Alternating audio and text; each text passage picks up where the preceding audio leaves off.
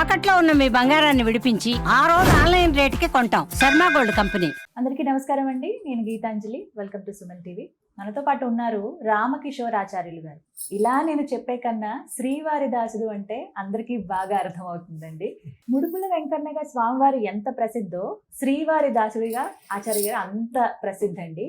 ఎన్ని విషయాలు మనం సులువుగా చేసుకునే పరిహారాలు, స్వామి అనుగ్రహం మనం ఎలా పొందవచ్చు, స్వామికి పెట్టే నైవేద్యాలు ఏ విధంగా మనం ఇంట్లో వండవచ్చు, వండే తీరు కానీ అందరికీ చాలా అర్థమయ్యే విధంగా, అంటే పండితులు పామరులకు అందరికీ అర్థమయ్యే విధంగా తెలియచేయటం అనేది నన్ను చాలా ఆకట్టుకుంది. నాకు అసలు స్వామిని చూడగానే ఎప్పుడెప్పుడు దర్శించుకుందాం అనే కోరిక కలిగింది. కానీ ముందుగా ఆయన దాసుడిని మన దగ్గరికి పంపించారు. అది నాకు ఆనందం అనిపించింది. ఇది ఒక రకంగా స్వామి పిలిపే అనుకుంటాను. మనతో పాటు ఉన్నారు శ్రీవారి దాసులు. వారితో మాట్లాడి స్వామి వారి గురించి ఎన్నో అమూల్యమైన విషయాలు ఇవాళ తెలుసుకుందాం. వారికి స్వాగతం పలుకుదాం. నమస్కారం అండి. నమస్కారం అమ్మా. జై శ్రీమన్నారాయణ.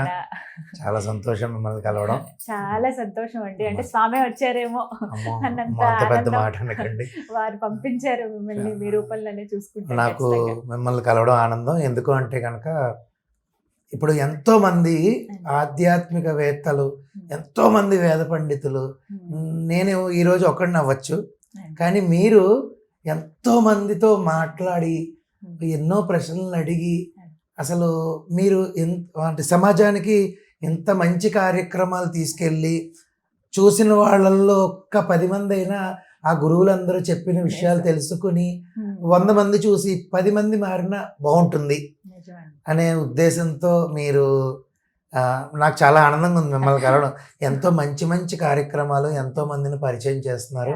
చాలా సంతోషం అమ్మా. దీర్ఘాయుష్మాన్ భవ. చాలా సంతోషం అండి. ధన్యవాదాలు. మీ ఆశీర్వాదం ఎప్పటికీ ఉండాలి. అలా అక్కడి నుంచి వచ్చారు ఎంత దూరం, ముందుగా దానికి కృతజ్ఞతలు తెలియజేస్తూ ఎలా ప్రారంభించాలి అనే కన్నా ముందు అసలు స్వామితోనే ఖచ్చితంగా ప్రారంభించాలి మన ఇంటర్వ్యూ. చాలా విషయాలు అడగాలనుకుంటున్నాము.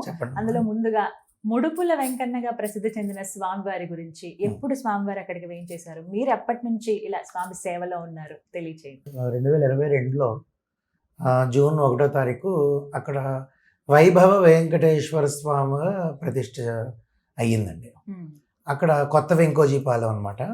అక్కడ ఊర్లు పెద్దలు అందరూ, ఊర్లో వాళ్ళందరూ కూడా ఆశ్చర్యకరమైన విషయం ఏంటంటే ఊర్లో ప్రతి ఒక్క కుటుంబం కూడా వాళ్ళకి యథాశక్తి ద్రవ్యాన్ని తీసి ప్రతిష్ఠించుకున్నారు. ఆ ఊరు భక్తులందరూ కలిసి ప్రతిష్ఠించుకున్నారు. అయిన తర్వాత నేను అక్కడికి స్వామివారి అనుగ్రహంతో ప్రతిష్ఠ అయిన దగ్గర నుంచి అక్కడ మా అన్నయ్య రాఘవన్ ఆచార్యులు గారు ఉన్నారు, ఆయనే ప్రతిష్ఠ చేశారు. సో ఆయన ద్వారా నన్ను అక్కడ నియమించడం జరిగింది. అప్పటి నుంచి నేను అక్కడే ఉన్న తర్వాత కొద్ది కాలంకి ఒక 2-3 నెలలకి నాకు ఒక చాలా ఇబ్బందికరమైన సంఘటన జరిగింది. కొంచెం ఇబ్బంది ఉంది, అంటే సభాముఖంగా నేను చెప్పలేను, కానీ వాస్తవంగా ఒక ఇబ్బంది జరిగితే దాని నుంచి ఏ విధంగా నేను బయటపడాలి అనే ఉద్దేశంతో, అంటే ఈ సేవకి రావడం కోసమే, అది స్వామికి సంబంధించిన విషయమే, ఆయన రప్పించుకోవటానికి. అప్పుడు ఎలాగా అని సహజంగా వెంకటేశ్వర స్వామి వారు అంటే ముడుపుల వెంకన్నగా ప్రీతి. అప్పుడు నేను ఒక ముడుపు కట్టుకున్నాను. ముడుపు కట్టుకున్న వారం రోజుల్లోపే ఆయన అలా నాకు నిదర్శనం చూపించాడు. సరే, చాలా సంతోషపడ్డాను. ఆ పని అయ్యింది. 4 ఏళ్ళు గడిచిన 4 ఏళ్ళు కదండి, అది ప్రతిష్ఠ కదా. అప్పటి నుంచి అలాగా నేను అందరికీ అమ్మ కట్టుకోండి, ఎవరైనా వీలైతే, ఇప్పుడు మనకి జరిగింది 10 మందికి జరిగితేనే మనకి సంతోషం కదా, అలా చెప్పుకుంటూ వచ్చాను. అలా 4 సంవత్సరాలకి, ఒక సంవత్సరం క్రితం నుంచి స్వామివారు అందరికీ తెలియడం జరిగింది. అప్పుడు అసలు వైభవ వెంకటేశ్వర స్వామి అనే పేరే మర్చిపోయి భక్తులందరూ కూడా ముడుపుల వెంకన్నగా పిలుచుకోవడం మొదలుపెట్టారు. అదేవిధంగా ముడుపు కట్టడం, అంటే ప్రతి గురువారం కూడా గురు బలం కోసం, గురుగ్రహం యొక్క బలం ఉండాలనేసి పెద్దలు సూచించిన మేరకు ప్రతి గురువారం కూడా ముడుపు కట్టడం జరుగుతుంది ఉదయాన్నే. ముడుపు కట్టిన తర్వాత ఆ ముడుపు ఆలయంలోనే ఉంచి, ఎవరైతే ఇప్పుడు ఉదాహరణకి మీరే ముడుపు కట్టారనుకోండి, మీ ముడుపుకి ఒక సంఖ్య ఇస్తాం అనమాట. ఆ సంఖ్య మీ ముడుపుకి ఒక కవర్లో పెట్టి నీట్గా కవర్ మీద ఆ సంఖ్య వేస్తాం.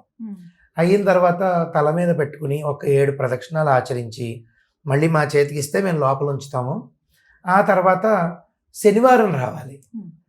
గురువారం ముడుపు కట్టారు కదా, 3వ రోజు. శనివారం నాడు నుంచి మొదలుపెట్టి 7 శనివారాల పాటు వచ్చి మీ ముడుపు మీరు తీసుకుని, అంటే నంబర్ చెప్తే ఇచ్చేస్తాం, తీసుకుని శిరస్సు మీద పెట్టుకుని 7 ప్రదక్షిణాలు చేసి గోత్రనామాలు చెప్పి మళ్ళీ మా చేతికే అర్చక స్వామి చేతికి ఇచ్చేస్తే మేము ఆలయంలోనే ఉంచుతాం.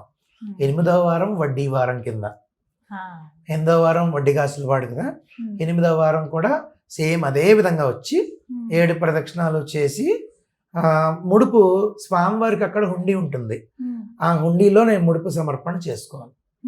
చేసుకుని సహజంగా ఏ సప్త శనివారం వ్రతం ఉదాహరణకి ఏ వ్రతం చూసినా చూడండి, ఆఖరిలో ఒక బ్రాహ్మణుడికి భోజనం లేదా స్వయం పాకం ఇచ్చుకోవాలి. కాబట్టి యథాశక్తి స్వయం పాకం ఇచ్చుకోవచ్చు.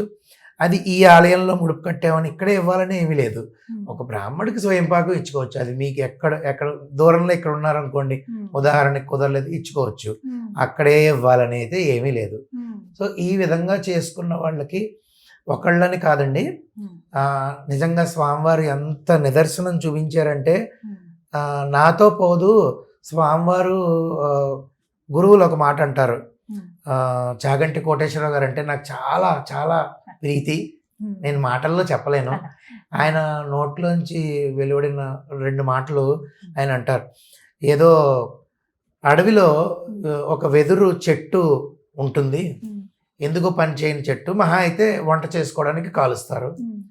సో అటువంటి మొక్క నుంచి ఒక చిన్న మొక్క విరిపి దానికి ఒక 5 రంధ్రాలు చేసి శ్రీకృష్ణ పరమాత్ముడు ఆయన యొక్క మధురమైనటువంటి పెదవుల దగ్గర పెట్టుకుని వేణువు ఊది ఎంతో మందిని సంతోషపెట్టి మోక్షాన్ని ఇస్తాడు కదా. అలాగా అటువంటి ఏమీ చేతకాని వెదురు బొంగు వంటి వాడిని నేను అంటారు కోటేశ్వరరావు గారు, గురుగారు చాగంటి కోటేశ్వరరావు. అటువంటి వాడి చేత రామాయణం అంతా చెప్పించింది స్వామి చెప్పించాడు అని అంటారు. అలాగా నేను అంత పెద్ద పెద్ద ఉపమానాలు చెప్పలేను, కానీ అటువంటి ఓ చిన్న గడ్డి పోసు లాంటి వాడిని అనుకోండి, నన్ను పనిముట్టుగా ఆయన ఉపయోగించుకోవడం నేను చాలా చాలా చాలా ఎన్నో జన్మల సుకృతంగా భావిస్తాను. నా ద్వారా 10 మందికి తెలియజేశారు ఆయన. తెలియజేసి కట్టిన వాళ్ళలో 40 ఏళ్ళ నుంచి 30 ఏళ్ళ నుంచి తీరని కష్టాలు ఉన్న వాళ్ళు కూడా వాళ్ళు వచ్చి ఆశ్చర్యకరంగా 8వ వారం వారి కంటితడి పెట్టుకుని అంటే ఆనందంతో వాళ్ళు అవుతున్నాయి గురువు గారు, చాలా సంతోషం అండి అని చెప్పేసి అంటుంటే నేను ఎంత ఆనందపడుతున్నానంటే, నిజంగా ఆయన ఇచ్చిన వరం. అవే నిదర్శనాలు. కొంతమంది ఉన్నారు అవ్వలేని వాళ్ళు, మాట్లాడుకోవాలండు, కానీ వాళ్ళు కొంచెం సమయం తీసుకుని వాళ్ళకు అవుతున్నాయి. కాబట్టి కానీ ఎంతో మంది అండి, ఇందులోనూ నేను నా దీని ద్వారా వీడియోలో చెప్పింది మొదట్లో చెప్పుకున్నా, స్వామివారికి సంబంధించింది స్వామివారి గుడి డెవలప్ అవ్వడంలో తప్పు లేదు, మనం ప్రచారం చేయాలి మన దాని గురించి అని. కానీ తర్వాత ఏం ప్రచారం లేదు, ఏమీ లేదు. అందరూ భక్తులు ఇలా అవ్వడంతో వాళ్ళు 10 మందికి చెప్తే 10 మంది వచ్చి కట్టడం. ఈరోజు ముడుపులు వెంకన్నగా ఆయన ప్రసిద్ధి చెంది ఎంతో అద్భుతమైన భక్తులందరికీ కూడా అద్భుతమైన దీన్ని కల్పిస్తున్నారు స్వామి, అందరినీ అనుగ్రహిస్తున్నారు. చాలా విశేషంగా ఆరాధన చేసుకుంటున్నప్పుడు మొన్న ధనుర్మాసంలో కూడా ఆరాధన చేసుకున్న సమయంలో మాట్లాడినట్టు ఆయనతోనూ అలంకారం చేసిన సమయంలో కానీ అంటే ఒకటండి, ఇప్పుడు నేననే కాదండి, నేను గొప్పవాడిని కాదు, నాకన్నా పెద్దవాళ్ళు ఉన్నారు, వాళ్ళకు కూడా ఆ అనుభూతి ఉంటుంది. అది నేను కాదనట్లే, ఈరోజు నాకేదో అయ్యిందని చెప్పట్లే, కానీ నా మనసుకు అనిపించింది మీరు అడిగారు కాబట్టి. ఆయన ఒక చిన్న కష్టం వచ్చిందనుకోండి, నేను మాట్లాడుతున్నప్పుడు కట్టెన్ వేసుకుని ఆరాధన ఏకాంతంగా చేసుకున్నప్పుడు, అలంకారం చేస్తున్నప్పుడు, మాట్లాడినప్పుడు ఆయన వింటారండి. ఇక్కడండి నేను అన్నాను, ఏ మన కలియుగంలో వెంకటేశ్వర స్వామి వారిని మనసా మీరు గనక మీరు మంత్రం పక్కన పెట్టండి, మనసు ముఖ్యం, మాట మాత్రం ఆయన విని తీరుతారండి. తీరిదా ఆ సమస్యకి గల పరిష్కారం అతి తొందరలో మీకు చెప్తారు. నాకు ఎంతమంది భక్తులు నాకు చెప్పారు, నాకు ఎన్ని నిదర్శనాలు ఉన్నాయంటే నా సొంతంగా నాకు ఇంకా మాటల్లో కొన్ని చెప్పలేను, అంత ఆనందం. ధనుర్మాసంలో తెల్లవారుజామున ఆయన స్వప్నంలో దర్శనం నాకు అవునండి. మొన్నే 27వ పాసరం నాడు ఉదయాన్నే తెల్లవారుజామున ఆయన స్వప్నం ఆ మూర్తే, అదే మూర్తి వెళ్ళిపోయేటప్పుడు ఆఖరిలోనూ నివేదన చేసి పాలవి నివేదన చేసి వెళ్ళేటప్పుడు పాదాలు పట్టుకుని, అంటే అలసిపోయి ఉంటారు, పాదాలు పట్టుకుని అన్నీ కొంచెం నొక్కి స్వామి వెళ్ళొస్తాను అని ఒక్క మాట ఆయనకి విన్నపం చేసుకుని వెళ్ళిపోతున్నప్పుడు, అంటే ఎప్పుడు ఒక బాధ ఉంటుంది ఏంటంటే స్వామిని నేను ఎప్పుడు నా కొడుకులా చూసుకుంటాను. అంటే నా కొడుకుని అనుకోండి మనం ఎక్కువ ప్రేమించవచ్చు, ఎక్కువ ప్రేమించుకుంటూ రే పాలు తాగేవా లేదంటే అన్నం తిన్నావా అదేం తినడం కొంచెం తిను అని మనం అడిగి ఆ విధంగా మనం చూసుకోవచ్చు. ఎప్పుడే కూడా చిన్నపిల్లాళ్ళ చూసుకోగలిగితే మాత్రం. అప్పుడు తలుపులు వేసేసి వెళ్ళిపోతూ ఉంటే నేను ఒక్కడనే పెట్టేసి లోపల పెట్టి వెళ్ళిపోతున్నానే అని ఒక చిన్న ఇది ఉంటుంది అనమాట మనసులో. కానీ మరి అలా తప్పదు అది. కాబట్టి నేను వెళ్ళి పాదాలు నొక్కి వెళ్ళేటప్పుడు కల్లో కూడా స్వామి అలాగే దర్శనం ఇచ్చారు. నేను పాదాలు నొక్కుతూ ఇలా పైదాకా మోకాళ్ళు అవి నొక్కుతూ ఉంటే ఏమిటి ధనుర్మాస ఉత్సవాలన్నీ బాగానే జరుగుతున్నాయా, నేను మీతో ఏదో స్నేహపూర్వకంగా మాట్లాడినట్టు, స్వామి అది కాదు అక్కడ. అన్నీ ఇలా పైకి చూసాయన్ని ఏమిటి ధనుర్మాస ఉత్సవాలు బాగా జరుగుతున్నాయా, అన్నీ ప్రసాదాలు అవి బాగానే ఉన్నాయా అని చెప్పి నేను అడిగితే ఆయన మూర్తి కదా, ఇలా నేరుగా ఉంటారు కదా, ఆయన కిందకి ఇలా చూసి నా వైపు అన్నీ బాగానే జరుగుతున్నాయి, క్షీరాలు ఇంకా నాకు ఎక్కువ పెట్టు, ఇంకా తీసుకురా, ఇంకొక లీటర్ క్షీరాలు తీసుకురా, పాలు తీసుకొచ్చి పెట్టు నాకు ఇంకా అని చెప్పి అంటే నాకు అసలు అది అండము అలారం మోగడం లేవడం అంతే. అసలు నిజంగా ఏమి దర్శనం రోజు చేసుకుంటున్నాను, చూస్తున్నాను, కల్లో కూడా నాకు దర్శనం ఇచ్చేసాడు స్వామి. అలా పాదాలు అలా తిరుమల స్వామివారు సుప్రీం లార్డ్ అందరికీ అక్కడ ఉంటారు కదా, ఈ పాదాలు మాత్రం ఇలాగనమాట కరెక్ట్గా పాదాల దగ్గర ఇలాగా కళ్ళు పెట్టినట్టు చాలా అద్భుతం. స్వామి మాత్రం అందరినీ అనుగ్రహిస్తున్నారండి. ఎప్పుడు కట్టాలండి ముడుపు? ప్రతి గురువారం, కేవలం గురువారం మాత్రమే, గురుబలం కోసం మొదటి నుంచి అలాగా చేసుకుంటూ వచ్చాం. గురువారం కట్టడం సమయం ఉంటుంది. సమయం అంటే ఉదయం ప్రతి గురువారం కూడా 10 దాటింది అనుకోండి, 10-18 నిమిషాలు దాటితే దుర్ముహూర్తం వస్తుంది. అలా కాకుండా ఉదయం మేము 5:30-6 గంటల నుంచి మొదలు పెడతాం. 6 గంటల నుంచి 10 వరకు కడుతూనే ఉంటాం. దూరాల నుంచి వచ్చిన వాళ్ళు వస్తారు కదా అని చెప్పేసి అందరికీ కూడా ఒక 200 మంది టోకెన్ల కింద పెట్టుకున్నాం. ఆలయం కొంచెం చిన్నది, భక్తులు పెరిగారు. పాపం ఒక భక్తులు మరి శనివారం వచ్చి 7 ప్రదక్షిణాలు చేసి బయటికి వెళ్ళాలంటే గంట పడుతున్నారు.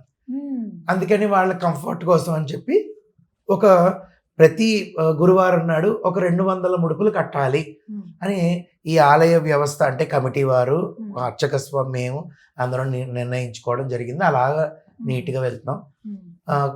గురువారం కట్టిన తర్వాత 8 శనివారాలు రావాలి. మధ్యలో ఒకవేళ ఏమన్నా ఇబ్బంది అయితే ఆడవారికి సహజం కదమ్మా అది, ఆ వారం ఆపేసి మొదలు పెట్టుకోవచ్చు.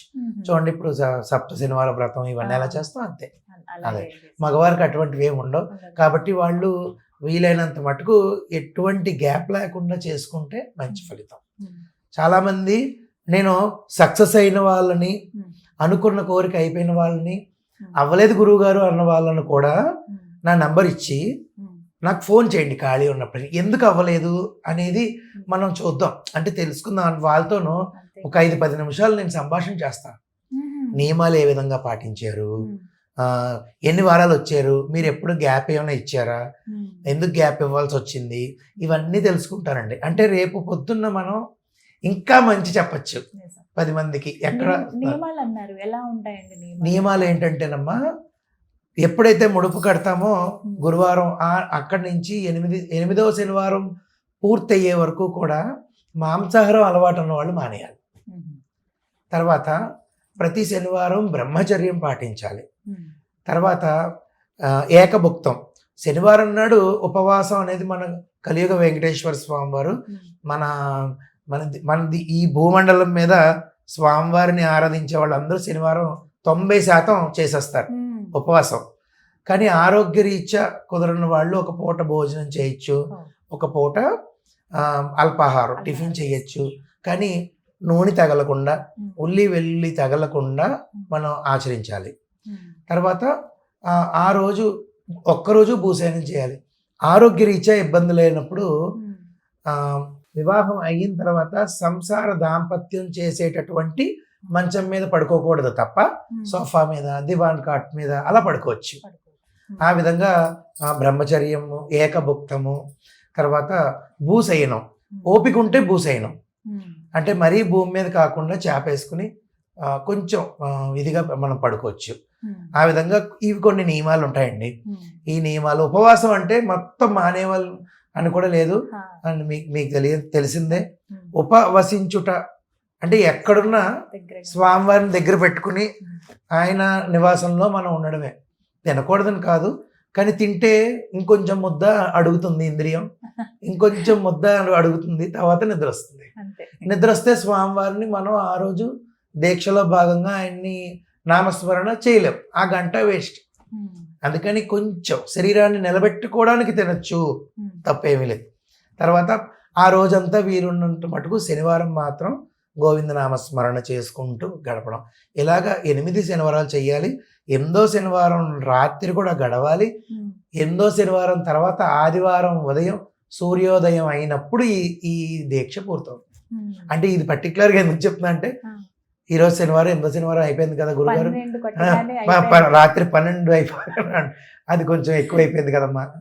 మనకి శనివారం అంటే మరుసటి రోజు సూర్యుడు వచ్చేటప్పుడు ఆదివారం, అప్పటి వరకు శనివారం లెక్క. 12 మధ్య అర్ధరాత్రి 12 లెక్క మనకు కాదు. కాబట్టి ఈ విధంగా ముడుపులమ్మా. ఇంకేం అక్కర్లేదమ్మా. 8వ శనివారం నాడే వచ్చి ఆఖరి శనివారం తల మీద పెట్టుకుని ప్రదక్షిణం చేసుకుని తర్వాత హుండీలో వేసేసి గోత్రనామాలు చెప్పుకుని హుండీలో వేసేసి అప్పుడు వీలైతే ఇక్కడ స్వయంపాకం ఇచ్చుకోవడం అర్చక స్వామికి, లేదంటే మీ ఎక్కడ దగ్గరలో ఉంటే వాడు ఇచ్చుకోవచ్చు. ఈ విధంగా ఇప్పుడు ఈ మధ్యన ఏంటంటే చాలా మందికి తెలిసింది కదా, అంటే దూరం నుంచి వచ్చిన వాళ్ళు ఇబ్బంది పడుతున్నారు. దూరం నుంచి వచ్చిన వాళ్ళు ఇబ్బంది పడడం వల్ల కొన్ని వారి యొక్క ముడుపులు ఏవైతే ఉంటాయో వారి గోత్రం, పేరు, కోరిక అట్లీస్ట్ ఒకసారి గురువారం నాడు వచ్చి ముడుపు కట్టి వెళ్ళారనుకోండి, వాళ్ళకి కూడా ఒక పాజిటివ్ ఎనర్జీ, స్వామి దర్శనం అవుద్ది, నేను ముడుపు కట్టుకున్నాను అని ఉంటుంది. కట్టుకుని వెళితే అది నాకు ఇస్తే ప్రతి శనివారం వీరందరి ప్రదక్షిణాలు నేనే ఆచరిస్తున్నాను. ప్రదక్షిణాలు చేసి వాళ్ళకి సహాయం నాకు ఎందుకు చేయాలనిపించుతున్నదంటే, వాళ్ళు అంత నమ్మి వచ్చి చేస్తున్నప్పుడు మరి పాపం 8 వారాలు రాలేరు. కానీ దూరం రాజమండ్రి నుంచి విశాఖపట్నంకి రాజమండ్రి అంటే 200 కిలోమీటర్స్, శ్రీకాకుళం నుంచి, కొవ్వూరు నుంచి, విజయవాడ నుంచి, ఒంగోలు నుంచి కూడా ఈ 8 వారాల్లో వచ్చి వెళ్ళిన వాళ్ళు కూడా ఉన్నారు. చాలా దూరాభారాల నుంచి వచ్చి చేస్తూ వెళ్తున్న వాళ్ళు ఉన్నారు. అంత నమ్మకంగా, అంత భక్తి శ్రద్ధతో చేస్తే ఆ కోరిక ఏదైనా అవ్వనివ్వండమ్మా. స్వామికి ఎంతసేపు చెప్పండి, వెంటనే అవుతుంది, అయ్యి తీరుతుంది. కేవలం ఎప్పుడు కూడా నమ్మకమే. ఆ నమ్మకం అందున విశేషంగా ముడుపులు వెంకన్నగా భక్తులు అంటే శ్రీకృష్ణ పరమాత్ముడు మీరు వినే ఉంటారు. ఆయన పూజ చేస్తున్నాడని నారద మహర్షి చూస్తుంటే ఆయన ఎవరికి పూజ చేస్తాడు, ఆయన ఎవరికి పూజ చేస్తాడని అని చెప్పి ఒక పూజా పెట్టి ఓపెన్ చేస్తే అందులో ఇంకో పెట్టి, అందులో ఇంకొక పెట్టి, అలా చూస్తే ఆఖరిలో భక్తుల యొక్క పాదధూళి ఉంది అని చెప్పేసి మనకుంది. అలాగా ఆయనకి భక్తులంటే ప్రీతి. కాబట్టి ఆ భక్తులకి ఈ అవకాశం నా ద్వారా ఆయన ఇప్పించాడు అని నేను నమ్ముతాను. ఎందుకంటే ఎంతో మంది నిదర్శనాలు ఉన్నాయి. మీరు అన్నారు పనిముట్టుగా ఆయన ఇలా ఈ విధంగా వాడుకున్నారు. నిజం, అది అయితే ఎవరో ఒకరి రూపంలో ఆయన చేస్తారు అంతే. అలా మీ ద్వారా అదే నేను చాలా అదృష్టవంతుండండి. నా దగ్గరికి అమెరికా నుంచి ఒక అమ్మాయి అయితే పాపం అంటే ఉద్యోగరీత్యా మన రెమెడీస్కి ఉద్యోగరీత్యా సంవత్సరాల నుంచి బాధపడుతుంటే మనం చెప్పిన స్వామివారు నాతో పలికించిన రెమెడీ చెప్పడంతో తను చేసి, ఏంటమ్మా వచ్చింది మామూలుగా తీర్థపాదుకలు తీసుకుంది, అర్చన చేసాను, కూర్చుంది. మామూలుగా వచ్చే భక్తులు అనుకున్నాను నేను. కానీ వెళ్ళేటప్పుడు మీతో మాట్లాడొచ్చండి గురువుగారు, మీరు బిజీగా ఉన్నారు చూస్తున్నాను కదా, మాట్లాడమ్మా దాన్ని అంటే నేను ఇలా అమెరికా నుంచి వచ్చాను. అమ్మో, అమెరికా నుంచి ఎవరన్నా చుట్టాలు ఇక్కడ వైజాగ్లో ఎవరున్నారు? ఎవరు లేరు. కేవలం అక్కడి నుంచి విశాఖపట్నం టికెట్ వేసుకుని ఒక పేయింగ్ గెస్ట్ తీసుకుని రెడీ అయ్యి గుడికి వచ్చింది. ఏమిట్రా అంటే స్వామివారిని దర్శనం చేసుకోవడానికి వచ్చాను, మిమ్మల్ని ఒక్కసారి కలిసి మిమ్మల్ని చూసి వెళ్ళిపోదాం. ఎందుకు అంటే ఉద్యోగం నాకు మీరు చెప్పింది చెప్పినట్టు చేశాను వచ్చింది. ఇలాగా అమ్మాయి ఉదాహరణ అమెరికాయే, కానీ ఇలాగ ఎంతమంది వాళ్ళు వచ్చి వాళ్ళు చెప్తుంటే నాకు ఎంతో సంతోషం అనిపిస్తుందమ్మా.